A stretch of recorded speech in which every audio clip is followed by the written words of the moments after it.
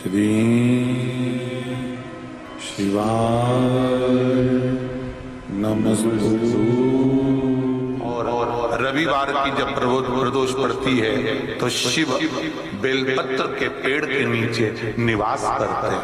महाराज ये एकादशी शंकर से कह रही है कि आपका स्थान ये नहीं कि आप कैलाश पर मिले, उस वार को, उस तिथि के दिन, उस अनुकूल।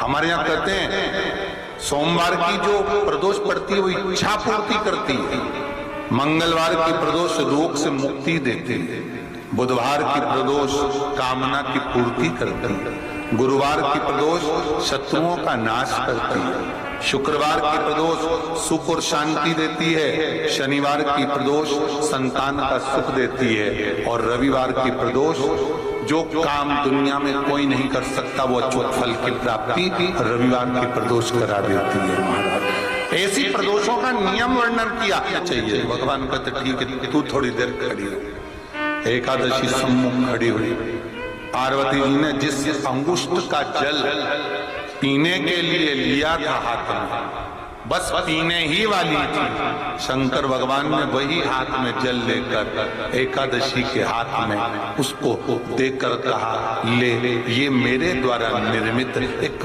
व्रत है जिसे त्रयोदशी के दिन तूने मांगा है, मैं तुझे देता हूँ। आज इस व्रत का फल मैं तुझे प्रदान करता हूँ। अब तू जिस जीवात्मा को लेकर जाएगी उसका पाप प्रबल नहीं होगा। किसी स्त्री, पुरुष, बालक, बुजुर्ग जो भी होगा जिसने प्रदोष का व्रत करा होगा वो जीवात्मा को तू किसी फल की कामना से नहीं स्वतः ही लेकर चली जाए, उसमें कोई कामना नहीं है।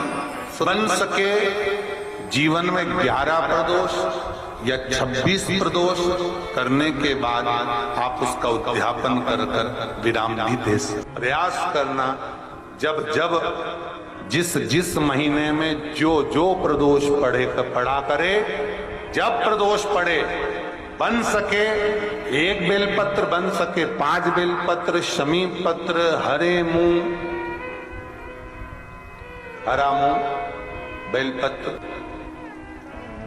एक कलश के अंदर थोड़ा सा पानी लेकर 1 बेलपत्र, हरा मूंग, शमी पत्र डालकर और उसमें थोड़ा सा गुड़ डालकर भगवान शिव का स्मरण कर कर प्रदोष काल में, मान लो कोई काम आपका बहुत जरूरी है, बहुत दिनों से आप थक गए हैं, नहीं हो रहा, कर्जा बढ़ रहा है, धन नहीं आ रहा, व्यापार नहीं चढ़ रहा, या कोई समस्या बहुत प्रबल है, कोई एग्जाम में बैठ रहे हो नहीं हो रहा, परीक्षा भी दे दी है, रिजल्ट आने ही वाला है, तो भी प्रदोष काल में, प्रदोष के समय वो जल मूंग, समीपत्र और बेलपत्र और गुड़ का शंकर के शिवलिंग को समर्पित करना प्रारंभ कर दो।